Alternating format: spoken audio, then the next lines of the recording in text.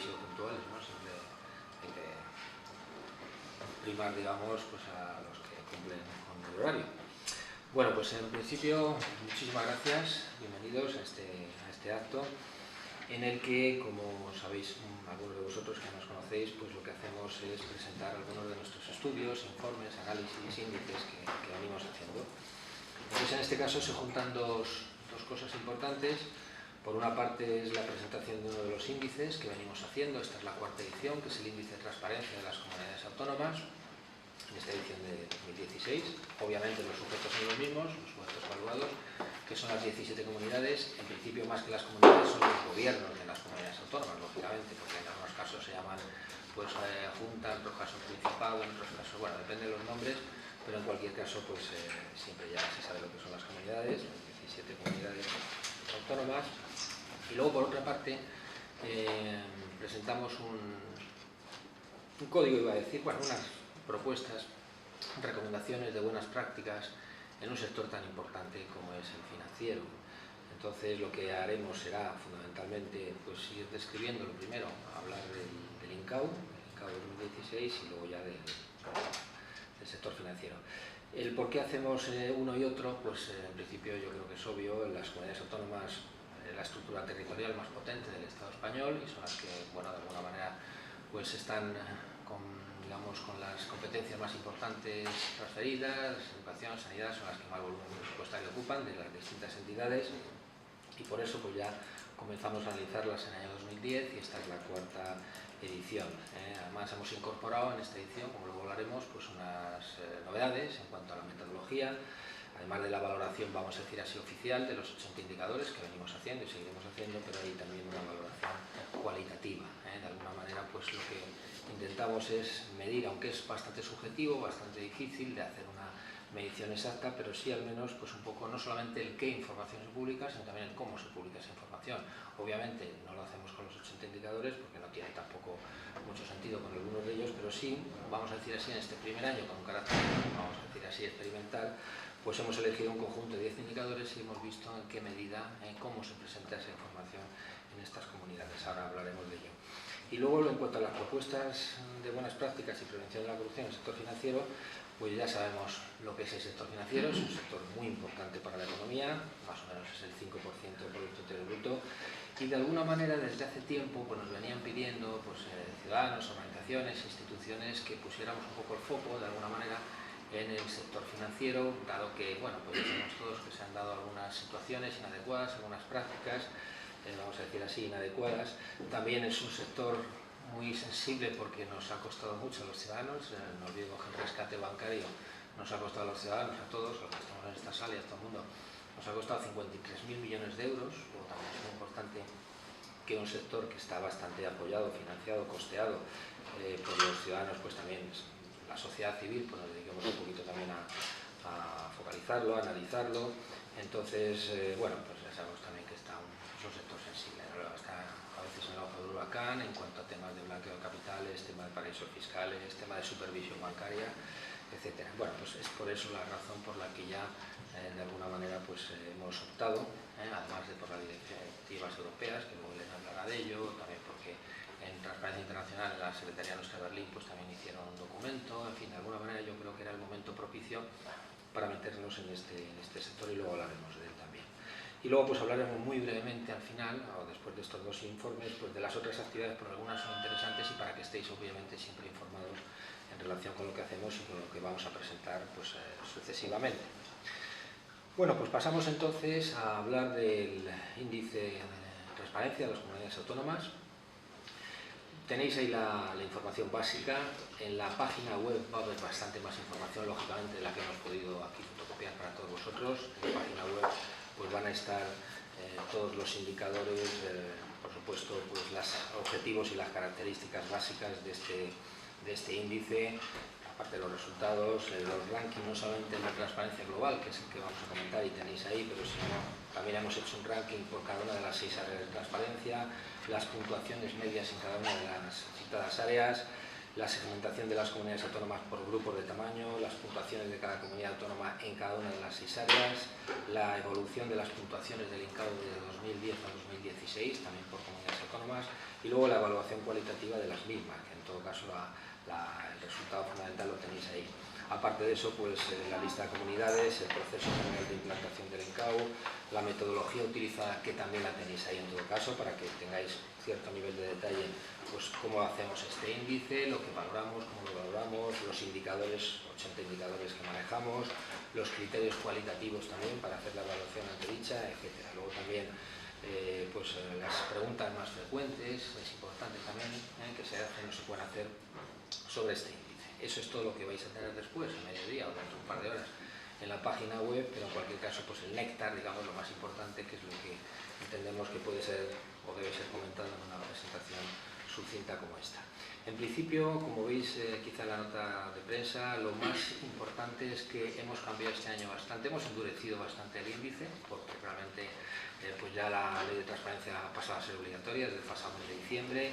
y entonces veíamos que era necesario, pues, digamos, añadir una serie de indicadores, un área nuevo, que es el área, digamos, del derecho a acceso a la información, entonces bastantes novedades, que la verdad es que cogieron desprevenidos un poco a las comunidades autónomas. En todo caso, simplemente señalar que este índice, o todos nuestros índices, son interactivos, participativos, es decir, que no nos dedicamos simplemente a medir lo que publican las comunidades y ya damos la nota y suspendemos, pues, probablemente a todo el mundo, a una gran mayoría, como hubiera pasado si lo hubiéramos hecho directamente, sino que nosotros lo que hacemos es mandar con antelación a las comunidades autónomas y a las demás instituciones públicas en cada índice el cuadro general de indicadores que vamos a utilizar en la nueva edición de ese índice, para que lo vayan preparando. Es como los que somos profes universitarios, pues damos a los alumnos pues el examen ya antes de tiempo, ¿no? Para que lo vayan preparando, pues algo así. Entonces, después de eso, nosotros les hacemos una evaluación a todos y cada una de ellas, una evaluación provisional. Entonces vemos todo lo que han publicado, lo que no han publicado, y todo lo que no han publicado pues lo tienen que publicar. Les decimos, le mandamos un cuestionario pre-relleno con todo lo que han publicado y sobre todo con todo lo que no han publicado. Entonces ese es el momento también muy importante. En ese caso, con esta evaluación previa que hicimos, una evaluación provisional, la verdad es que bastantes comunidades autónomas suspendían, estaban suspensas, es decir, de alguna manera pues todos estos nuevos índices, etcétera, esta vuelta de tuerca que habíamos dado al índice, pues les pilló un poco desprevenidos, etc. También es verdad que luego ya les hemos dado un plazo, luego nos han pedido una ampliación y luego una segunda ampliación, bueno, al final han tenido más de 2 meses, para ir rellenando, ir publicando cosas y la verdad es que se veía algunas instituciones, algunas entidades, por la cantidad de preguntas, consultas que nos hacían, pues se veía que estaban muy implicadas. Y bueno, pues el objetivo, como se dice ahí, es cumplido, es decir, lo que intentamos aquí no es evaluar simplemente y suspender o aprobar a la gente, vamos, a las instituciones, sino propiciar que vayan mejorando. Y la verdad es que el poco más de 2 meses que duró el plazo, o esos plazos ampliados, pues han mostrado una muy importante mejora en su nivel de transparencia, y de esa manera pues también se cumple el derecho que tenemos los ciudadanos, ese derecho a saber de las instituciones públicas, de las administraciones públicas. Digamos que en ese sentido, en cuanto al ranking, pues el País Vasco ha sido la comunidad más transparente, que ya lo fue el año pasado, digamos, en cualquier caso. También señalar un poco un análisis transversal de los índices que manejamos, porque nosotros, como sabéis, manejamos varios índices: el índice de ayuntamientos, el índice de diputaciones, el índice de comunidades, el índice de parlamentos,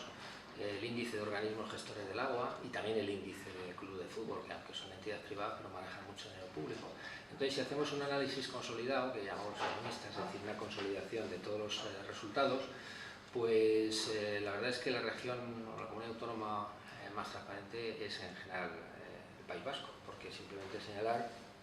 que en el índice de ayuntamientos, entre los primeros de máxima puntuación, el último índice que hicimos, estaba Bilbao, estaba Guecho, estaba Vitoria, entonces 3 entre los máximos puntuaciones. Esto da a entender también que la transparencia no es una cuestión de tamaño. Hay ayuntamientos pequeños, ayuntamientos grandes. Aquí en las comunidades autónomas también veis que entre las 5 primeras hay 2 pequeñas o medianamente pequeñas, como Baleares y La Rioja. Luego no es una cuestión de tamaño, es una cuestión de voluntad. El que quiere ser transparente, se preocupa, es sensible a este tema, piensa en sus ciudadanos, etcétera, pues al final puede ser igual de transparente con la comunidad grande, con el ayuntamiento grande. Siguiendo con este análisis transversal, en el INDIP, en el análisis de las diputaciones, también la Diputación de Vizcaya es la que obtuvo el primer puesto, en las agencias del agua, o sea, vamos, a organismos del agua, también la Agencia Vasca del Agua, y luego hasta en el fútbol. El Eibar, que es un club pequeño, pues también salió en primera posición, con lo cual quiere decir que de alguna manera eso consolida un poco, pues si queremos hacer un análisis transversal, que no es el objetivo de esta presentación, pero bueno, viene bien también dar ese dato agregado, que en este caso se concentra en los primeros puestos, o tiene más primeros puestos que otras comunidades o que otras regiones, pues el País Vasco en este caso. Ahora vamos a ir desgranando los resultados, simplemente señalar, como se señala ahí, que muchas de las cosas que no las tenían en septiembre, que si un canal anónimo de denuncias, que si las reclamaciones, un canal electrónico, solicitud de los contratos menores, o sea, sobre muchas cosas que no tenían información más que muy pocas comunidades autónomas, pues luego ya se pusieron las pilas, realmente se han puesto las pilas las comunidades autónomas y han empezado a meter muchísima información, lógicamente luego la hemos contrastado y ese es el resultado de que efectivamente pues hayan pasado de estar muchas suspensas a estar todas aprobadas y además con bastante buena nota. Hay todavía diferencias, pero bueno, las diferencias, digamos, han disminuido.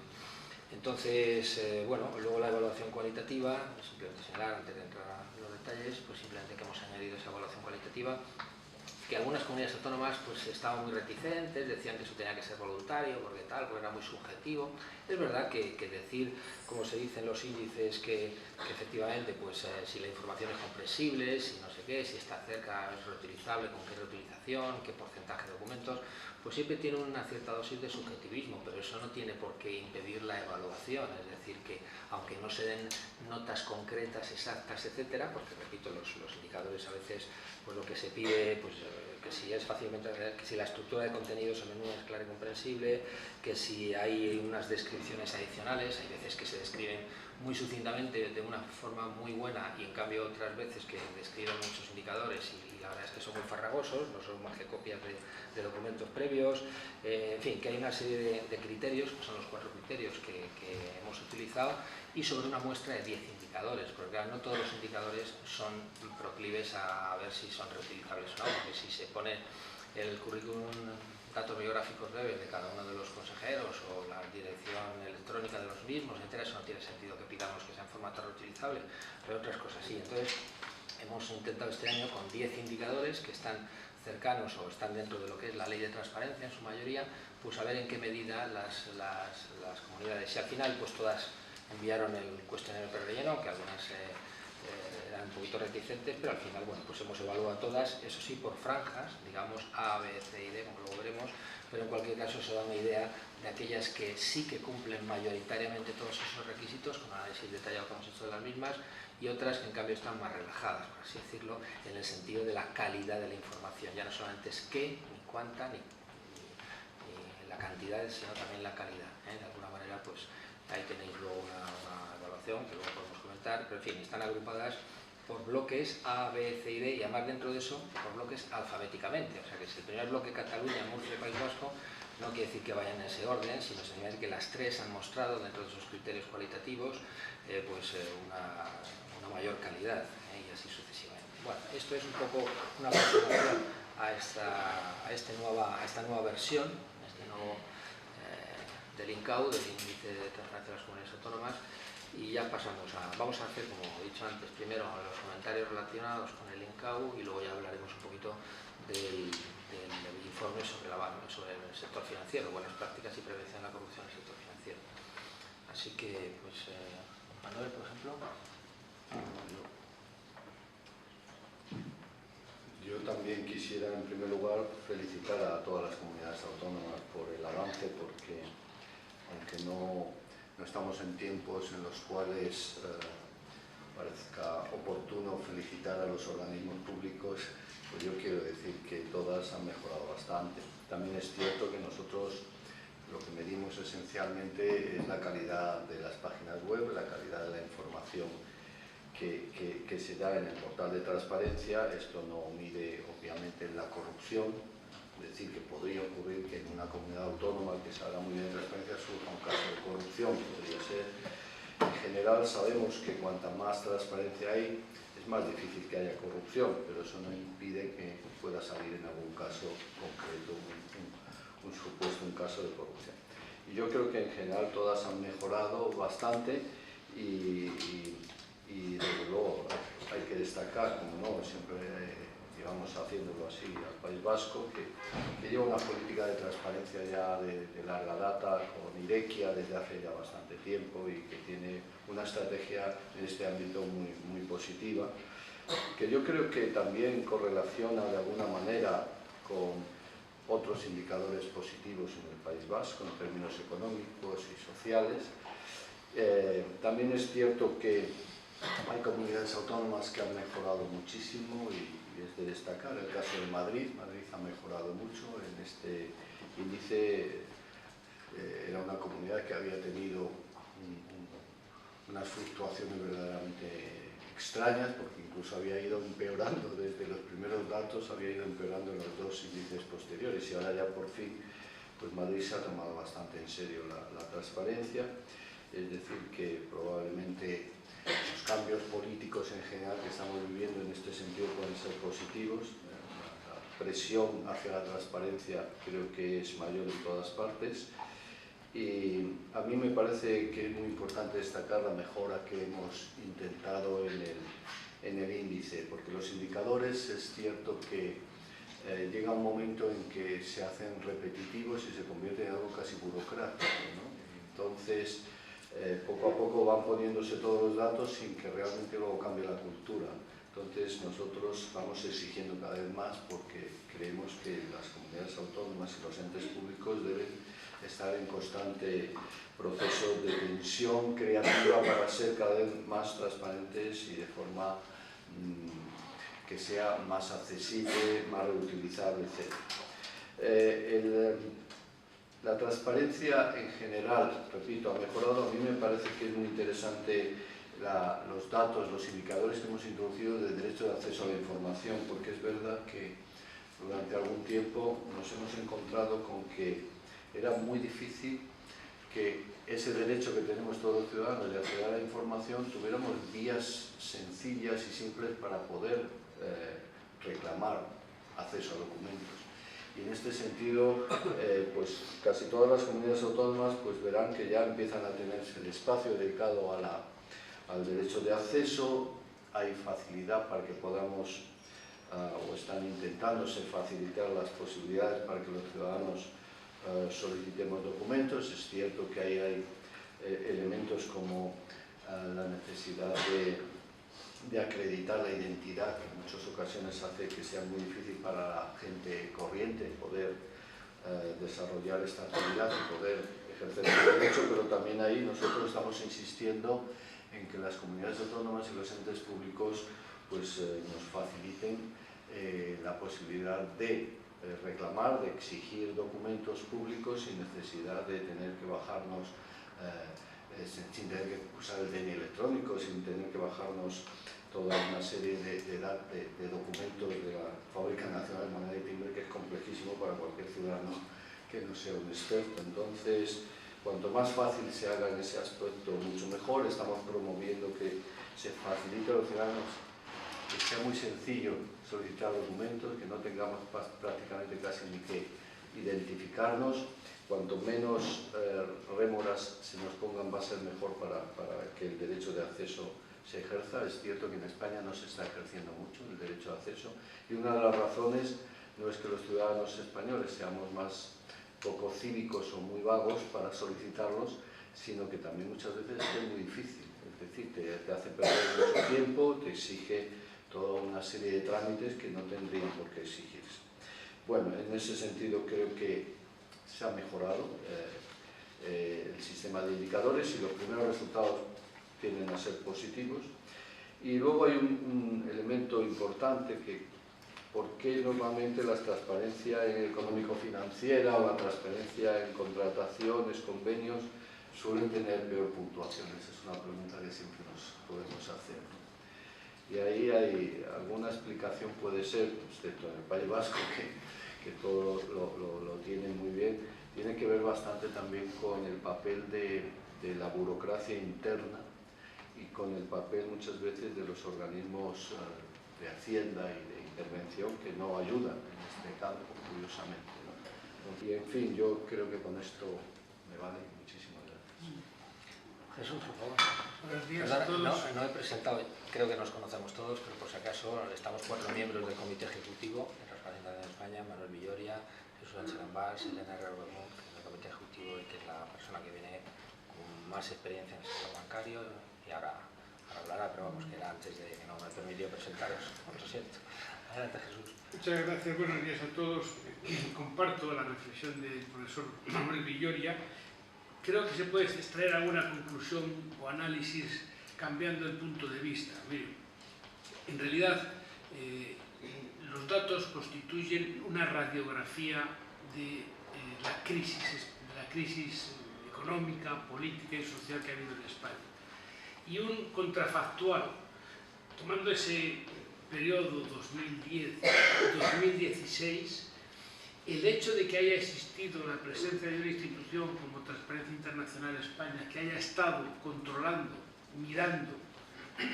no fiscalizando, porque no es nuestra labor, sino solamente mirando y pidiendo información de una forma metodológica y sistemática, ha hecho que mejore. Aquella frase tan manida, pero tan cierta, de Antonio Garrigues: todo lo que se pesa y todo lo que se mide mejora, es una buena representación en este caso. En plena crisis económica, en plena reducción de costos de las administraciones públicas, incluso con recortes directos a las retribuciones de los propios funcionarios, se ha podido mejorar en un salto que es grandísimo. Si ponemos la vista en el 2010, en el primer momento de inicio del INCAO, del índice de las comunidades de transparencia de las comunidades autónomas, a hoy, el salto es monstruoso, no tiene nada que ver. El volumen de información, la articulación de la información es tremendo. La Comunidad Valenciana pasa de 56,3 al 94. Es un ejemplo de éxito, y en unos momentos donde todas las administraciones y todos los departamentos de las comunidades autónomas, y en general de la administración pública, ha estado recibiendo un mensaje de reducir los gastos. Se puede hacer, si se quiere hacer, si existe la voluntad política para hacerlo. Hay un elemento muy importante, y es que si uno coge todo el conjunto y se separa como si fuera un cuadro abstracto para poder tener una visión de conjunto, siempre ve la misma mancha negra, que es la información sobre la contratación administrativa. En fin, las contratas en los ayuntamientos, en las comunidades autónomas, en el ámbito local, siguen teniendo un serio escollo. Yo creo que ha contribuido de una forma muy positiva a los nuevos tribunales administrativos de contratación pública, pero aquí se vislumbra, ustedes ven, la inflexión de comunidades autónomas como el País Vasco o como Cataluña, que ha hecho un gran esfuerzo, todos los índices mejoran, y ahí siempre existe una caída, pero la caída es común. Siguen sin encontrar un mecanismo de poner su alma en paz con Dios, de poner sobre la mesa toda la información. No es nada difícil, pero sí consiguen hacerlo especialmente barroco. Para no decir que lo tapan o que lo ocultan, creo que sí es barroco, es complejo. La labor de rastreo, la labor de expurgue de esa información no es sencilla, pero coincide. Es la información, la ejecución presupuestaria y la información de la contratación administrativa. Son unos datos muy importantes los que se publican, creo que es un motivo de satisfacción, y coincido en esto muy intensamente con Manuel Villoria, en que estos ya 4 años de vigencia de la ley de transparencia y de acceso a la información pública nos ha provocado el fiasco de una poca y mala utilización. Es verdad que las administraciones públicas y las comunidades autónomas tienen un protagonismo a base de no dar excesivas facilidades para ello, pero yo tengo la impresión de que no es solo esa causa, sino que existe una desidia. Y principalmente la falta de interés está en el ámbito universitario. Debe de ser el ámbito universitario y el ámbito académico quien abra líneas de investigación para, con la información, construir series y de los hechos extraer las consecuencias, que esa es la visión propia de los investigadores, la misión de los departamentos, con toda la información que se dispone, hay muy poca construcción académica agregada. Claro, a partir de ese momento se crearía la cultura de acceso a la información y se convertiría en una necesidad con mantener los flujos de información para mantener actualizadas esos datos. Sin embargo, no es una cultura por una gran pasión estadística y, desde luego, en ese sentido tampoco los instrumentos y la utilizabilidad de la información que publican las comunidades autónomas no alcanza el grado de funcionalidad propio para esta labor. Pero lo cierto es que desde el otro lado de la mesa, desde quienes reciben la información, con esta, vamos a llamar, transparencia pasiva, realmente sigue existiendo rasgos importantes de pobreza. Por lo tanto, las conclusiones son esas: éxito y mejora porque hay quien está observándoles, y eso debe de animar a la sociedad a exacerbar los controles sobre las administraciones, a perseverar en ello, no siempre es fácil. Admiración, gratitud y reconocimiento a los jóvenes, que son así mayoritariamente, que han hecho este trabajo que es pesadísimo, que están aquí ustedes viendo esto, pero detrás hay miles de correos electrónicos, de conversaciones, de horas, de análisis, de un trabajo objetivo, desapasionado, pero apasionante, porque todos tendrán sus tendencias y sus colores políticos con seguridad, pero en general el trabajo lo desarrolla de una manera impecable, un trabajo de investigación admirable, porque no se llega, no es que se mire y con la simple mirada sobre ello se alcanzan estos resultados. Hay un trabajo de elaboración muy importante que se hace con mucha modestia de recursos materiales y con una exuberancia de recursos vocacionales, de personas que se prestan y que ponen su esfuerzo en esta materia. El dinero no es la cuestión, la transparencia mejora si hay voluntad política de hacerlo y si uno tiene el contraste de los medios, de verse en una mala posición. Aquí el crédito reputacional al sistema político le resulta muy atractivo y, por lo tanto, no es una mala cosa para imponerles esa coacción moral de esforzarse o quedar mal. Y, por último, apelar a un esfuerzo metodológico final para que esa pequeña mancha que siempre se ve en el cuadro, no diré lo que suelen decir las señoras antiguamente, que eran sobre aquella manchita que hay siempre en los cristales, sobre las moscas, pero se ve siempre la mancha. Hay que superarla de una vez. No podemos seguir construyendo estas series diciendo, pero en materia de información, sobre todo de contratas públicas, es relevante. Tengan en cuenta que dentro de estas comunidades autónomas, claro, son 17, pero dentro hay 8.200 municipios. Todos son elementos que contratan. Claro, si ahí no existen, si los mecanismos de control no son férreos, la transparencia y, por lo tanto, la evitación de la corrupción en su medida es importante. Muchas gracias. Bien, muchas gracias, Jesús. Bueno, del INCAO entonces añadí ya poco. Por mi parte, simplemente en cuanto a la evaluación cualitativa, que tenéis ahí también en el cuadro, pues veis que hemos, o si lo veis ahora más adelante, pues hemos extendido en 4 grupos: A, que son Cataluña, Murcia, País Vasco; B, o sea, la primera es que tienen la información de muy alto nivel de calidad; el segundo grupo es que se publica de bastante calidad; el tercero, bueno, una calidad aceptable; y la cuarta, que aunque, vamos a decir así, hubieran aprobado un examen, digamos, cuantitativo, pero tienen bastante que mejorar todavía en cuanto a la calidad de la información. Otra cosa es el ranking, digamos, de toda la información de los 80 indicadores. No olvidemos que estos son solamente 10 indicadores y con 4 criterios. Y luego también, estamos esperando siempre para el nuevo año que nos traigan nuevas cosas, a ver si este año, en 2017, es en que se aprueba finalmente el reglamento de la ley.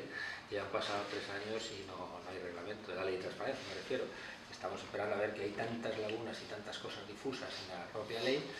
hay que regularlas, hay que detallarlas, hay que pormenorizarlas para que no quede esa discrecionalidad que tienen muchas veces las administraciones públicas a la hora de la información, porque claro, si va contra los intereses económicos, no sé qué, de la institución o de medioambientales o tal, pues te puede negar la información. Habría que establecer un régimen detallado de cuestiones en ese reglamento, también establecer, desarrollar algún tipo de infracciones y sanciones en lo posible, porque si no las instituciones, si no le pones unas infracciones y unas sanciones, a lo mejor no se animan a cumplir la ley, etcétera. O sea que vamos a ver si en este año 2017 que va a entrar, pues tenemos reglamento. Bueno, y pasamos a la segunda cuestión, o al segundo informe del día, vamos a decir así, que es lo que se refiere a ese documento que hemos venido haciendo durante más de un año, sobre propuestas de buenas prácticas y prevención de la corrupción en el sector financiero. Como decía antes, el sector financiero es un sector muy importante, cualitativamente, que nos ha costado mucho dinero a los ciudadanos apoyarlo, sostenerlo, porque es muy importante que siga alimentando la economía, porque es un sector básico, fundamental. Y bueno, al final, ahora vamos a entrar con más detalle, pero simplemente pues tenéis ahí el documento completo. Entonces es un conjunto de 76 propuestas, finalmente había muchas más, había cerca de 200, luego hemos ido simplificando, agrupando, etcétera, y nos hemos quedado con solo, entre comillas, 76, que, bueno, la finalidad es eso, contribuir a reforzar lo que dice ahí, la integridad, la transparencia y la prevención de la corrupción en las entidades financieras que operan en España. Pues también un poco con el ánimo de evitar ciertas situaciones, ciertas conductas, etcétera, que han dejado bastante que desear en las entidades financieras, o en personas de las entidades financieras, en la supervisión también ha tenido bastante, o han hecho, hay situaciones también manifiestamente mejorables. Por supuesto, tengo que mencionar aquí a las personas, al muy amplio elenco de personas, muy expertas, que nos ha ayudado, algunas de vosotras, algunas de las cuales estáis aquí, en lo que es la Comisión de Integridad en el Sistema Financiero en los Bancos, que formamos pues a principios del año 15, del año pasado. Y bueno, pues hay personas, representantes de la EB, por ejemplo, de la CECA, o sea, de las patronales bancarias, de algunos bancos, BBVA, CaixaBank, Santander, etcétera, y luego también personas de la sociedad civil y de instituciones que también han apoyado y han colaborado mucho. Algunas de las personas están aquí, como decía antes, es decir, por ejemplo, pues los técnicos del Ministerio de Hacienda, que han aportado esa visión fiscal de que tienen que mejorar las entidades financieras en los temas fiscales, está Manuel Pedal aquí, digamos el Centro de Inteligencia contra el Terrorismo y Crimen Organizado de la Policía, de la UDEF, pues está Andrés Pérez, también aquí, es decir, personas que han aportado esa visión crítica que tenemos que hacer desde la sociedad civil para que mejoren y para que se eviten cosas como las que han acaecido, o algunas cosas como las que han acaecido en el pasado en las instituciones, entre todos, porque también los bancos hay que agradecerles mucho un poco la valentía que han tenido al formar parte de este grupo, porque realmente pues hay dos partes muy diferenciadas en este documento, como ahora veremos, comentaremos. Una parte, vamos a decir así, entre comillas, positiva, que va dedicada a mejorar las buenas prácticas de las entidades financieras, de las que va a hablar Elena con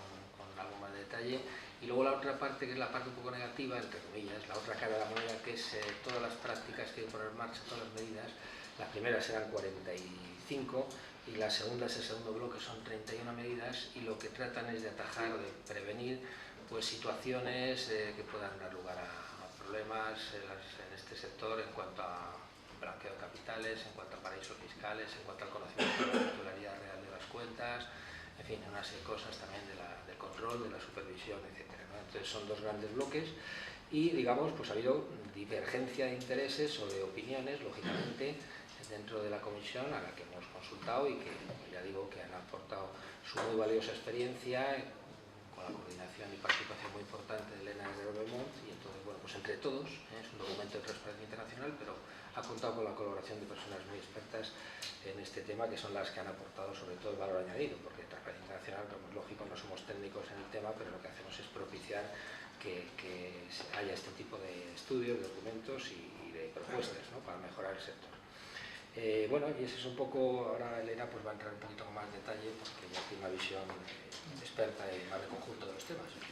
Gracias, Jesús. Yo tengo que aclarar que yo experta en el sector financiero no soy. Bueno, soy de alguna manera conocedora por mi práctica y por mi actividad. Sí que conozco de alguna forma cómo las empresas trabajan con las administraciones, ¿no? Concretamente, antes de ayer, bueno, la semana pasada, no fue antes de ayer, que ya los días se me escapan,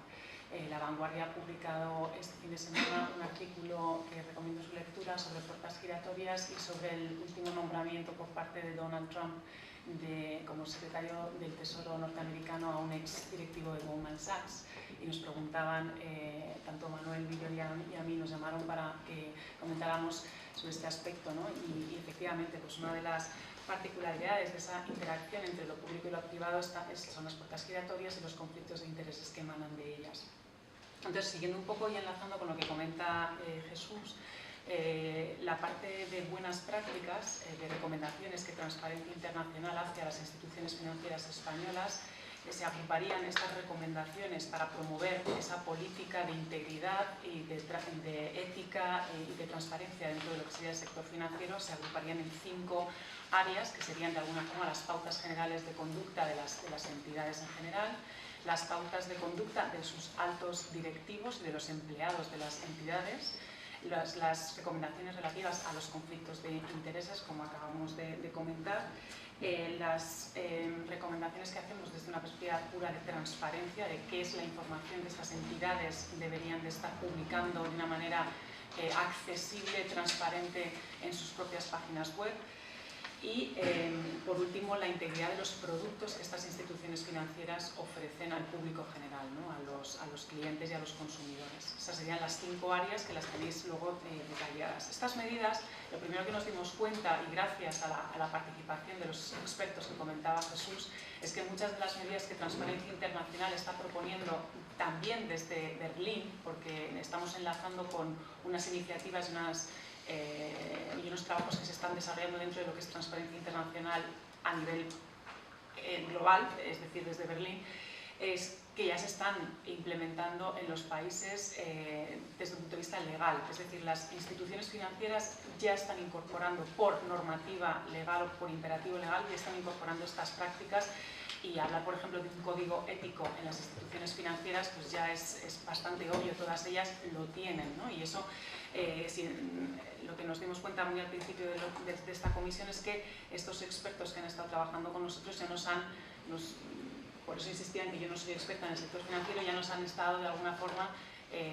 familiarizando con lo que ya el sector financiero ha venido introduciendo como consecuencia de la crisis financiera y el papel tan importante que han ocupado los órganos reguladores pues a la hora de regularizar un sector que ha generado muchos problemas. Lo que hemos hecho desde Transparencia Internacional ha sido, de alguna forma, ahondar en algunos aspectos, aumentar el alcance de otros y matizar algunas de las recomendaciones o algunas exigencias legales que ya se están, como digo, implementando. El cumplimiento de estas medidas desde Transparencia Internacional consideramos que el cumplimiento de estas medidas que proponemos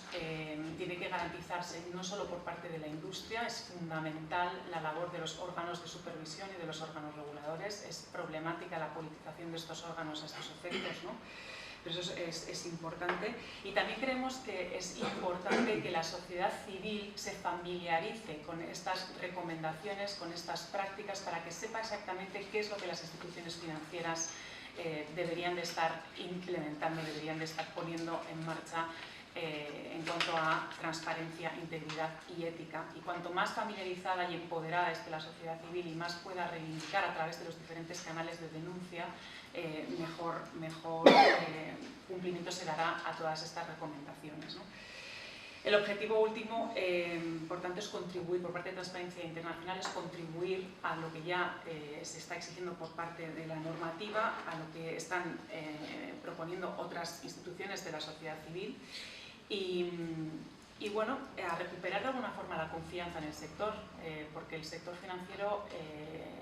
ya no cuenta con la confianza como muchos otros sectores, y como decía antes Manuel Villoria, los organismos públicos tampoco cuentan con la confianza de los ciudadanos, pero sí que es importante destacar que el sector financiero, como también ha indicado Jesús, cumple un papel fundamental en las economías, en el sistema financiero mundial, y es bueno que existan unas buenas prácticas para que esa función social las instituciones la puedan desarrollar sin abusos de poder y sin conflictos como los que hemos vivido. Yo también tenía pensado, ya como tenemos un límite de normalmente de que duren los actos nuestros 1 hora, pues para que luego haya tiempo para el debate. Pero vamos, en la medida que tú creas algunas medidas... Bueno, yo creo que medidas así concretas que se pueden destacar, pues por ejemplo las políticas de retribuciones. Antes de la crisis era bastante raro que en los objetivos de remuneración de los directivos de las entidades se incluyeran criterios éticos, criterios de responsabilidad social, y ahora ya se están empezando a introducir ese tipo de criterios en esos objetivos de remuneración. Que las políticas de retribuciones estén ligadas a ese comportamiento ético es algo novedoso que se está empezando a, como digo, implementar.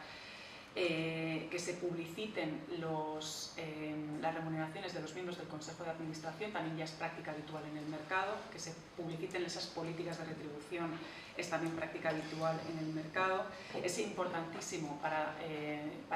promover la integridad de las instituciones financieras, es importantísimo el compromiso por parte de la alta dirección, de los miembros del Consejo de Administración y de los miembros del Consejo de Dirección, del Comité de Dirección, esa ejemplaridad de las élites que dirigen y que lideran estas instituciones es fundamental para el desarrollo de esas políticas de integridad. Las políticas de contratación, ¿no? Que aquí volvemos un poco al tema de las puertas giratorias. Desde Transparencia Internacional, el hecho de que una institución financiera contrate a exaltos políticos, exaltos cargos de la administración, tendría que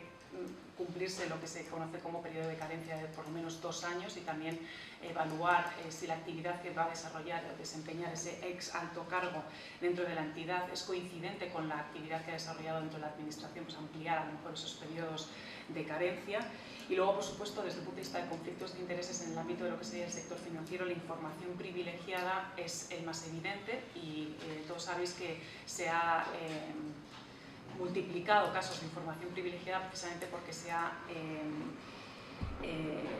la división entre lo que sería banca de inversión, banca comercial, se eliminó en un momento determinado y ahora ha vuelto otra vez a introducirse dentro de los países, ¿no? Y luego la prevención de blanqueo de capitales, que es algo que eso lo vas a comentar tú mucho más en la parte de lo que sería políticas de anticorrupción, también creo que es novedoso como medida recomendada por Transparencia Internacional. Y yo creo que ya con todo esto no tengo más. Estupendo, muchísimas gracias, Elena. Y nada, yo por comentar la segunda parte, digamos, como hemos dicho, hay 2 partes, una positiva, positivista, y otra negativa, en el sentido de intentar prevenir lo negativo, no quiere decir. Y además han colaborado, nos han dado muchas ideas con los propios bancos, aparte de las instituciones que he mencionado antes. Bueno, son 31 medidas que finalmente hemos puesto en este bloque 2. Una de ellas, o sea, un primer bloque es blanqueo de capitales, todo el tema de medidas y políticas para abordar los riesgos, es decir, el tema del lavado del dinero, el tema del cumplimiento del programa de supervisión de las entidades financieras, de la Comisión de Prevención del Blanqueo de Capitales, exigir a los controladores unos ciertos niveles de rigurosidad en algunos controles. La ampliación sustantiva es muy importante del Servicio de Prevención y Blanqueo de Capitales, que se aumente, que se nombre el director quizá de otra manera, los informes de inteligencia financiera, por ejemplo, que se les dote de la validez suficiente para su consideración como prueba en un procedimiento judicial o administrativo, que sería muy importante. Un segundo bloque va relativo a paraísos fiscales, que se publique la información sobre inversiones, operaciones de relevancia de una entidad financiera en estos países, considerados como paraísos fiscales. El tema de la supervisión reforzada a la banca y operaciones financieras, entidades financieras. La limitación, digamos, algunas limitaciones en cuanto a las actividades con estos paraísos fiscales, en tanto cuanto no haya la mínima transparencia, un mayor gravamen fiscal de algunas operaciones, el que se logre la adhesión de más gobiernos al acuerdo multilateral entre autoridades competentes o en intercambio automático de información. Un tercer bloque, y perdona la rapidez, pero simplemente pequeñas píldoras informativas para que sepáis todo lo que está recogido ahí. Por supuesto, luego hay que leerlo con detalle, desgranarlo. El tema del secreto bancario y titularidad real de las cuentas, la identificación del beneficiario final de las cuentas, el tema de los fideicomisarios, el tema de las organizaciones, impulsar las negociaciones con organizaciones internacionales que se dedican a controlar e identificar los verdaderos titulares de los movimientos. Las autoridades españolas deberían negociar acuerdos con las entidades emisoras de tarjetas con el objetivo de identificar a las personas habilitadas para utilizar las tarjetas de crédito o débito en España a nombre de sociedades, fundaciones o entidades cuyos pagos se cargan en otras cuentas bancarias situadas en el extranjero. El tema de la publicidad de la corrupción, el cuarto y penúltimo bloque, es la importancia de publicar por las entidades financieras la existencia, el tipo de políticas activas que tienen en ese tema, de combatir la corrupción, contra el soborno, que se publique por el Banco de España y también en el BOE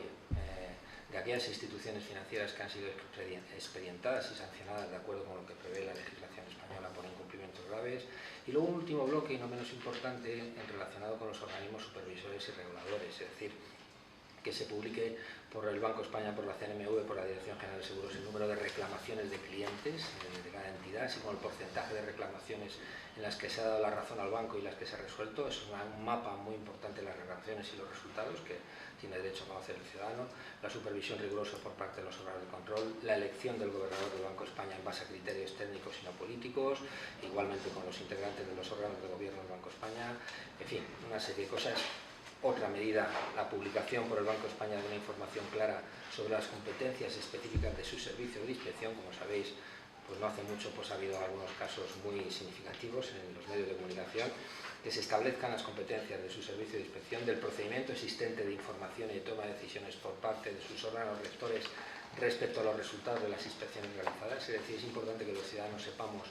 de forma clara estos procedimientos informativos de toma de decisiones y quién tiene la responsabilidad de que se utilicen o no y de qué manera los informes de los técnicos, de los inspectores, porque si no se puede tirar un cajón y pues, al final hay unos resultados muy negativos y en cualquier caso pues alguien, en fin, es importante que se informe sobre las responsabilidades, etc. Bueno, son un conjunto importante de 5 bloques de medidas. Me he permitido mencionar algunos temas, que no prácticamente las medidas, pero simplemente pues intentamos con esto, desde la sociedad civil, todas las instituciones que han participado en la comisión que nos ha ayudado a hacer este documento, pues que sirvan para algo, sirvan para mejorar el sector, para que sea más transparente, que haya más integridad y que se eviten prácticas o algunas situaciones que han acaecido en el pasado y que de alguna manera pues hay que evitar en el futuro, como es lógico. Así que nada, luego ya finalmente en 3 minutos, simplemente el tercer bloque antes de pasar ya al coloquio, de otras actividades y proyectos en curso aquí en España. Simplemente estamos ya acabando una serie de medidas de integridad y buenas prácticas en el deporte. También hay una comisión formada al efecto, donde hay desde fiscal, experto en deporte, todos los personas de la UDEF, o sea, de la policía, digamos, de universidades, de la Liga de Fútbol Profesional, de entidades y federaciones deportivas que nos están ayudando bastante en estas medidas. Otros índices de transparencia que tenemos en curso, está en curso el IPAR, el índice de los parlamentos, el INFUT, que es el índice del fútbol, y el ITA, el índice de transparencia de los ayuntamientos. El proyecto de integridad es un proyecto muy importante que tenemos aquí en Transparencia Internacional y que tiene varios ejes de trabajo, y de alguna manera pues también mencionar respecto a eso, por ejemplo, el tema muy importante y novedoso aquí en España, que es el tema de los pactos de integridad que estamos promoviendo, al igual que lo han hecho en otros capítulos de otros países de nuestra organización. Pues que hay unos pactos que a la hora de licitar, de contratar, anunciar licitaciones de un contrato, de una obra, etcétera, pues todas las partes acepten una serie de requisitos de transparencia, integridad, de evitación de conflicto de intereses, de prevención de la corrupción, etcétera, y de esa manera se comprometen a que si no cumplen alguna de esas cláusulas se les rescinde la concesión, o sea, en caso de que la consigan. Nosotros estamos ahora, más Manuel es el que lleva sobre todo estas cosas, este tema de los pactos de integridad, por ejemplo en Valencia, con la Comunidad Valenciana, pues es el pacto de integridad de una escuela, ¿no? De una escuela que se va a hacer, pues vamos a hacerla por primera vez con un pacto de integridad. Aquí en Madrid, el Ayuntamiento de Madrid, también un servicio ciudadano, va a salir por primera vez, estamos negociando ya con ellos para que se recojan todas sea a través del pacto de integridad, y en algunas otras instituciones y comunidades autónomas. Entonces, bueno, pues vamos a ver, es un tema importante, lo mismo que es este proyecto, que tiene 3 grandes líneas de trabajo. La Revista Internacional de Transparencia e Integridad es una publicación que lo que queremos que sirva de cauce para artículos, para dar difusión a todos los temas, trabajos sobre transparencia, integridad y prevención y combate de la corrupción a nivel internacional. Tiene muchísimas visitas de muchísimos países y estamos promoviendo, ahora va a salir el segundo número de esta revista. Convenios con otras instituciones, hemos firmado bastantes convenios con instituciones, ahora estamos revisándolos, actualizándolos. Me paro un momentito sin hablar de ellos así con detalle, pero por ejemplo un convenio muy importante que es con el Consejo General del Poder Judicial que hicimos, porque se obligaron a una enorme cantidad de bloques informativos sobre transparencia de ellos mismos, que lo cumplieron al final, y además se comprometieron a hacer una macroencuesta entre todos los juzgados de España en temas de corrupción, que ya se publicó, y el segundo compromiso a cambio, digamos, de nuestro trabajo, que obviamente es gratuito, pues ellos se comprometieron a crear un repositorio de datos, una base de datos muy importante de todos los casos de corrupción que hay en España, en todos los juzgados de lo penal, desde las estadísticas, desde los señalamientos, o sea, desde el principio hasta el final del proceso, y nos han dicho que se va a presentar finalmente el día 10 de enero, o sea, por fin, porque había bastantes problemas técnicos con disparidad de datos con el Ministerio de Justicia, etcétera, y al final ya el Consejo General del Poder Judicial ya tiene preparado ese repositorio de datos, que va a ser una cosa muy importante para los universitarios, para las fuerzas de seguridad, para los analistas, para los medios de comunicación, de todo lo que hay en cuanto a casos de corrupción, vamos, datos fundamentalmente estadísticos, digamos, de todos los casos que hay, en dónde están, etcétera, etcétera. Va a ser muy importante y va a ser el 10 de enero. Y luego, finalmente, una aplicación informática para el análisis y control de la contratación pública. Hemos desarrollado, estamos ya acabando de desarrollar, una aplicación informática que la vamos a poner a disposición de todos los ciudadanos, analistas, etcétera, que va a poder detectar, va a poder analizar con profundidad todos los contratos públicos que hay en España a través de la plataforma central del sector público, que eso es muy importante, y entonces ahí van a estar todos, y bueno, no están todos porque hay muchas entidades todavía que no lo meten ahí, no cumplen la normativa legal, pero ya lo están cada vez metiendo, y con motivo de este índice han metido los datos de los contratos en la plataforma central del sector público, y alguna comunidad autónoma, por ejemplo Baleares, pues decía, mira, no nos ha dado tiempo tecnológicamente a hacer, pero ya está aprobado, etcétera, la han puesto en su página web, dentro del ítem de la plataforma que seguimos nosotros en este índice, y bueno, aunque no la tiene les va a dar medio punto, porque ya por lo menos lo han aprobado y no la tienen en marcha, pero ya, porque podemos cuantificar 1, 0 o 1, ¿no? Con lo cual quiere decir que estamos propiciando que haya más datos, hay dos frentes, que haya muchos más datos en esa plataforma central del público, y luego la aplicación esta va a poder analizar con todo detalle tu tipo de contrato, sacar regularidades de sitios, de quién contrata con unos, con otros, etcétera. Luego yo creo que es un tema también bastante importante para estar al servicio de todos. Y esto eran unos pequeños datos sobre los proyectos que tenemos en curso, y ahora ya pues pasamos, si no tenemos nada que añadir los de la mesa, pues pasamos entonces al coloquio, a lo que queréis preguntar, comentar, etcétera, por parte de los medios de comunicación que estéis aquí, o de las personas que no sois medios de comunicación y queráis consultar alguna cosa.